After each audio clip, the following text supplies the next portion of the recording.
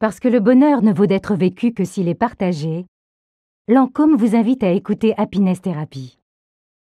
Découvrez une vision plus holistique de la beauté et du bonheur sous toutes ses formes, pour toutes les femmes. Il est temps d'explorer de nouvelles voies pour être activiste de votre bonheur. La vie est belle, c'est décidé.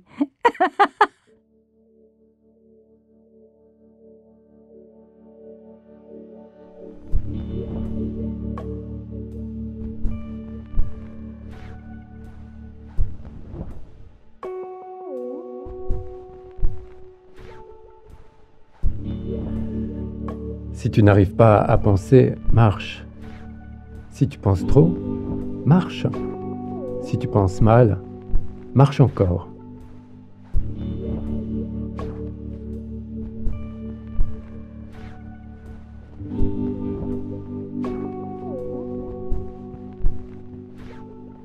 Des millions de Français auraient-ils lu Jean Giono ?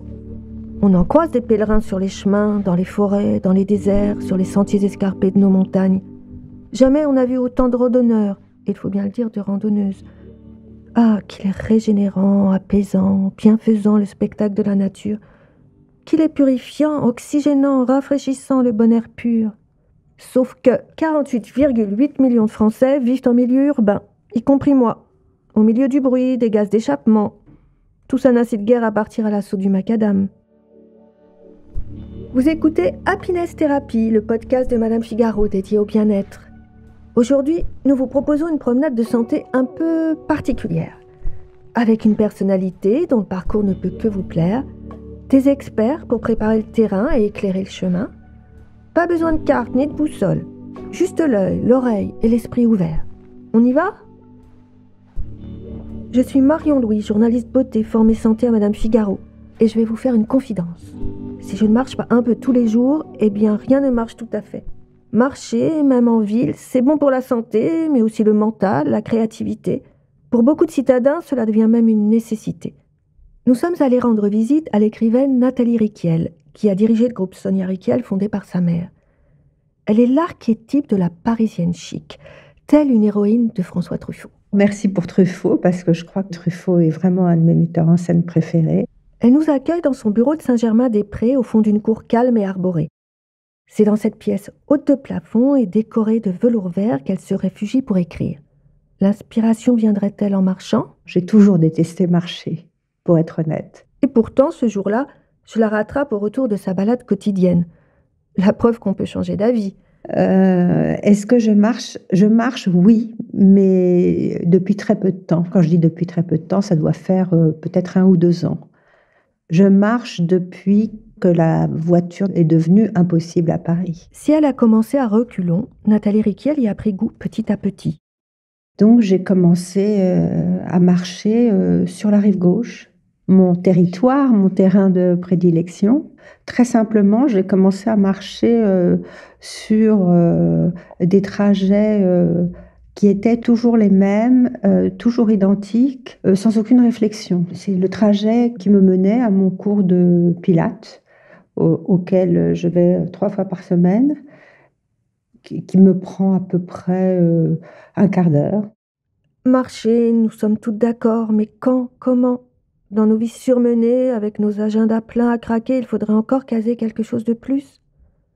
Selon Pascal Dweck, médecin du sport et spécialiste de la longévité, aujourd'hui, tout est fait pour nous empêcher de marcher. On passe ses courses par Internet, on fait son shopping par Internet. On a des démarches administratives aujourd'hui qui nous sont extrêmement facilitées et que l'on peut faire de chez soi. Donc finalement, toute notre organisation, tous nos environnements nous incitent à ne pas marcher. Malgré le boom de la randonnée et les fameuses applis qui comptabilisent chacun de nos déplacements, la majorité des Français préfèrent le canapé au pavé. D'après un sondage récent de Harris Interactive, on reste assis 7 heures et 24 minutes par 24 heures. Un peu moins que les Britanniques, mais trop pour rester en bonne santé. Alors, on renonce ou on s'adapte ? Je pense que tout simplement, on peut se dire, je vais reprendre mes activités comme avant, je vais faire du shopping. Deuxièmement, je vais peut-être faire mes courses moi-même ou je vais continuer à les faire plutôt que de les commander par Internet. Pourquoi ? Parce que quand vous êtes dans une grande surface, vous marchez. Et puis ensuite, on peut prendre des petites habitudes aussi plus faciles. Si je viens travailler en voiture, au lieu de garer ma voiture devant mon lieu de travail, je vais faire l'effort de la garer à 500 mètres. Oui, mais 10 000 pas par jour, comme le prescrit l'OMS, ça fait bien 7 kilomètres. La majorité d'entre nous en sommes loin. On va oublier les 10 000 pas par jour, c'est juste un seuil, c'est juste un objectif à très long terme. Ce qui est important, c'est que si on marche 2 000, 3 000, 4 000 pas par jour, on met en place pour chacun des stratégies personnelles qui visent à se dire « je vais me donner comme objectif d'augmenter de 1000 pas par jour ». Et ça, c'est important parce que on sait de manière mathématique que chaque augmentation de nombre de pas quotidiens se traduira par des bénéfices santé. Mais pour arpenter ruelles et boulevards, l'esprit et le pas léger, il faut avoir bon œil et bon pied. Nathalie Riquiel l'a bien compris. Elle porte au pied une ravissante paire de mocassins en daim vert pomme à pompons bleu ciel. Là, vous me cueillez à la sortie de ma marche après mon cours de pilates. Et ça, ce sont des chaussures que m'a offert Serge Ruffieux, le styliste, le designer de chez Carven, qui sont des superbes mocassins qu'il a dessinés et qui sont très confortables et parfaits. Effectivement, pour marcher dans Paris, je ne mets pas de stiletto. Et ça, c'est la seule chose, c'est que on ne peut pas marcher avec des talons. En tout cas, moi, je ne peux pas. Mais qu'en dit le prince des pieds nus, celui qui s'occupe des orteils de Kate Blanchett et de Naomi Campbell? Moi, je ne suis pas contre les talons hauts. Bastien Gonzalez est le pédicure podologue devant lequel nombre d'actrices, de top modèles et de pointures du CAC 40 se déchaussent. Il faut faire très attention parce que dès qu'on dépasse 6 cm de talon, il y a une luxation du pied, c'est-à-dire qu'on bascule tout le poids sur l'avant-corps, donc on perd la biomécanique du pied, qui est une partie du corps très complexe, 26 os, 51 muscles, 103 ligaments. C'est une marionnette un petit peu complexe, avec 3 arches, avec des micro-mouvements sur toutes les faces au niveau des os. Donc, ce n'est pas une partie du corps qu'on connaît, mais c'est une partie du corps qu'il faut vraiment respecter. Parce que si on a mal aux pieds, ça peut entraîner beaucoup de problèmes. Alors, la chaussure idéale, elle ressemble à quoi? Il faut un bon contrefort qui tienne l'arrière du pied. Ça, c'est important. Donc, tout ce qui est sandales, tout ce qui a quelque chose de mou en tissu de façon postérieure, ça ne marche pas. C'est l'attaque du talon au sol, donc il faut que ce soit bien pris. Après, il faut qu'il y ait ce qu'on appelle une torsion qui soit intéressante. La torsion, c'est lorsqu'on veut plier, comme on le fait avec une serpillière, la chaussure de façon transversale, qu'elle puisse revenir, qu'il y ait un bon ressort. Il faut qu'il y ait une chaussure avec une semelle qui absorbe un petit peu, parce que si on a décidé de marcher dans la ville, il faut pouvoir avoir un petit peu de confort par rapport à ça. Et après, moi, j'aime bien glisser la main dans un soulier quand je vais acheter une chaussure. C'est pour voir s'il n'y a pas de couture à l'intérieur qui pourrait éventuellement être traumatisante. Ça, c'est la chaussure idéale. En bonne reine de mode hyperactive, Nathalie Riquiel connaît la panoplie de la bonne city trotteuse. Il y a 2 accessoires qui sont vraiment indispensables. C'est le sac en bandoulière, parce que c'est la seule façon de ne pas se faire mal au dos et de ne pas avoir mal au dos. Et ça, c'est très Riquiel. J'ai toujours eu des sacs en bandoulière parce que voilà, la femme avec les mains dans les poches et le sac en bandoulière, c'est la femme Riquiel telle que l'a inventée ma mère et telle qu'elle continue aujourd'hui. Et la chaussure plate parce que le stiletto, c'est juste pas possible. En ce début d'automne, il est de toute façon temps de dire adieu aux mules, sandales et autres fantaisies estivales. Mais avant d'enfermer nos pieds pour l'hiver, Bastien nous révèle le secret des Happy Feet. Ce qui est très très bien pour les pieds qui marchent très fort, c'est de se masser les pieds tous les soirs. Ça, c'est vraiment un geste de beauté qui a été oublié. Ça, c'est une partie vraiment importante. C'est une hygiène de vie et c'est mon grand cheval de bataille. Expliquer aux gens qu'il faut qu'ils se massent les pieds et les pieds le rendent bien. Bien détendre les orteils, bien travailler les coussines adipeux sous le pied. Talon postérieur, talon antérieur, pulpe des orteils. Et là, vous aurez des pieds de bébé toute votre vie. Voilà, on a des pieds bien entretenus, bien habillés. Et maintenant, où va-t-on les promener? J'ai quand même demandé à Pascal Dweck si marcher entre les pots d'échappement, les travaux, le bruit et la fureur des cités n'était pas contre-productif. Marcher dans des artères très polluées annule tous les bénéfices santé de la marche. Décidément, ça devient de plus en plus compliqué. Une étude anglaise publiée en décembre dernier compare 2 groupes de marcheurs urbains. L'un marchait dans Hyde Park, ce havre de verdure londonien, et l'autre sur Oxford Street, l'équivalent de notre très embouteillée rue de Rivoli. Et là, les résultats ont été assez édifiants. Ceux qui arpentaient Oxford Street voyaient leur fonction respiratoire et cardiaque diminuée par la pollution. Donc, il faut bien être conscient, effectivement, que marcher en ville nécessite de choisir de préférence des endroits qui soient moins saturés en pollution. Alors, c'est important parce qu'on a toujours cette idée en tête que quand on est à Paris, par exemple, ou dans une grande ville, on entend parler des taux de pollution et on pense que la pollution, elle est omniprésente partout. Non, il faut savoir que la pollution, elle est assez hétérogène. Il y a des zones, il y a des quartiers, il y a des rues, il y a des parcs qui sont moins pollués que certaines artères très importantes. Bon, avançons. Il faut essayer de marcher plus au quotidien, bien chaussé, avec des pieds en bonne santé et si possible loin des grandes artères. Mais une fois qu'on s'est mis en route, il devient difficile de s'en passer. Même Nathalie Riquel est devenue accro. Depuis que je marche, si je ne marche pas, je ne me sens pas bien. Il y a absolument une forme d'addiction et je me suis mise à marcher même de plus en plus. C'est-à-dire que maintenant, dans Paris, je me suis mise à... Enfin, j'aime marcher et je pousse ce qui est devenu un plaisir jusqu'à la rive droite. Et c'est au-delà de ce cours de pilates 3 fois par semaine, c'est-à-dire que je ne vais pas me balader. Je me dis pas, tiens, allez, je vais me balader, Mais par contre, je vais rive droite parce que j'ai un rendez-vous et je reviens à pied. C'est l'aventure. Je prends mon passeport pour être sûre. C'est avec beaucoup de plaisir. C'est vraiment, j'ai découvert ce plaisir de la marche à pied. Marcher fait du bien au corps, mais aussi et surtout à la tête. Depuis 10 ans, des psychologues et psychothérapeutes proposent même à leurs patients de faire leur consultation en marchant. 1 heure pendant laquelle se délient les jambes et les langues. Tout a commencé à New York en 2005. Le psychothérapeute Clay Cockrell n'arrivait pas à trouver un créneau de consultation pour un client.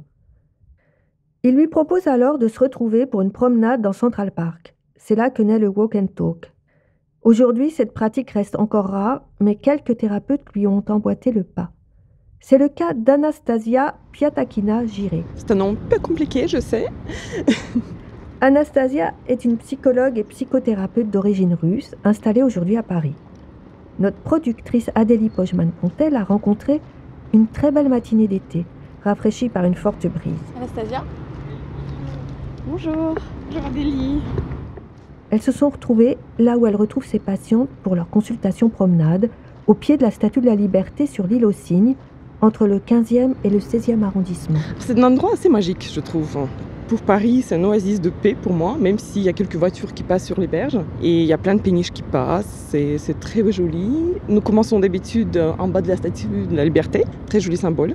Puis on marche sur l'île, elle n'est pas très longue, donc souvent on passe sur une des berges et on continue jusqu'à plus loin que Birakem, on va jusqu'à Alma parfois, et puis on revient. Je pense que la marche, c'est un vrai exercice. Ce qui est génial, c'est qu'on peut adapter à nos capacités, à notre état d'âme, à notre état de corps, etc. Donc on peut marcher plus ou moins vite. Et les patients qui n'y arrivaient pas avant, qui étaient vraiment bloqués dans ce circuit un peu honteux où je prends du poids, je n'arrive pas à faire de l'exercice, je ne vais pas aller à la gym, je vais être le seul ou la seule à ne pas y arriver, je suis gros ou grosse, etc. Et ça on connaît tous, ce petit discours intérieur qui fait pas de bien. Et commencer à marcher doucement, accompagner en même temps, s'attaquer un tout petit peu aux problèmes plus intérieurs, plus de l'ordre psychologique, ça démarre quelque chose. Ça devient vraiment une porte d'entrée pour continuer en faisant de l'exercice un peu plus sérieusement, etc. Ça débloque la marche ? Écoutez, oui. Vous savez, le corps et l'esprit sont liés. Donc parfois, quand on n'arrive pas à passer par l'esprit, parce qu'on comprend, on sait ce qu'il faudrait qu'on fasse, mais on n'y arrive pas, et passer par le corps et commencer à faire, en fait, à bouger, aide. Peut-être passer de l'autre côté avec le bruit de la machine, là.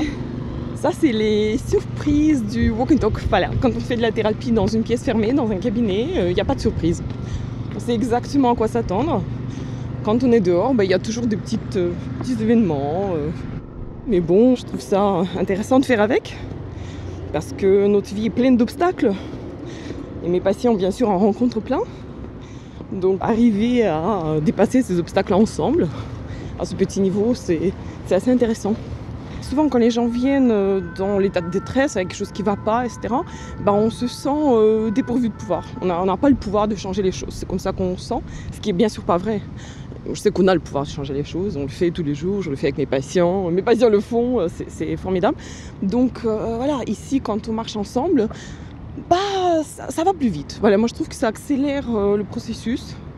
Vous savez, quand on dit quelque chose est en état de marche, c'est quelque chose qui fonctionne.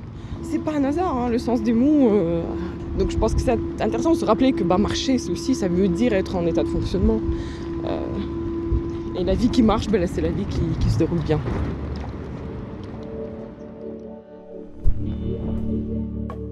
Merci Anastasia Piatakina-Giré de nous avoir emmenés faire cette jolie promenade sur les bords de Seine.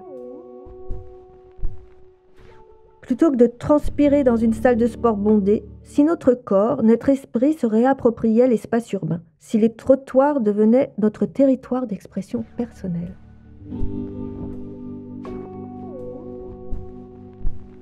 Pas besoin de partir pour Compostelle pour trouver les chemins de la sagesse. Si trotter, flâner, bagnoder, musarder, gambader représentait l'ultime liberté. Et une bonne façon d'aérer les pensées, comme le suggère le journaliste, écrivain, critique gastronomique et dandy François Simon dans son dictionnaire du savoir-vivre. Marcher en ville permet d'opérer un grand rangement dans ses idées. Logiquement, après une bonne heure, l'armoire est impeccable, elle peut se refermer sans un bruit, s'ouvrir avec allégresse. Plus je marche, plus les idées s'éclaircissent.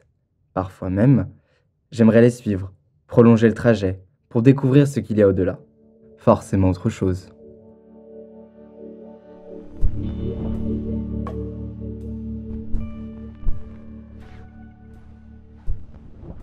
Ça y est, la promenade se termine. Si vous voulez repartir bientôt avec nous, continuez d'écouter Happiness Therapy. Retrouvez notre podcast sur toutes les applications disponibles, iTunes, SoundCloud, YouTube. Vous pouvez aussi suivre Madame Figaro sur Facebook, Twitter @MadameFigaro et sur Instagram @MadameFigaroFR. Merci à notre productrice Adélie Pochman-Pontet, à notre ingénieur du son Jean-Baptiste Aubonnet, ainsi qu'à toute l'équipe de Louis Média. À bientôt. Happiness Therapy vous a été présenté par Lancôme. Et si le bonheur nous rendait plus belles ?